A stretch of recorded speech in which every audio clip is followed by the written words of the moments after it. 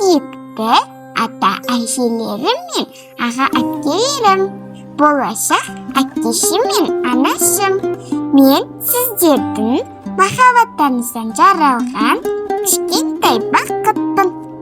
Мен кішкентай болсам да, анашымның қандай бақытты екенін, көңіл күйін барлығын бақылап отырамын. Ал әкешім нағыз ер азамат. Әкешім, мен сізбен мақтанамын.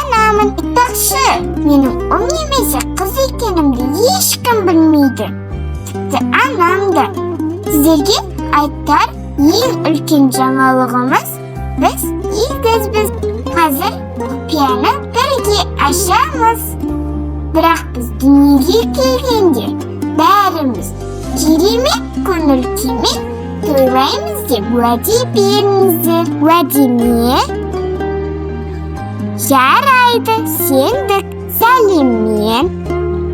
Абай мен Жансаяның асыға күткен болашақ.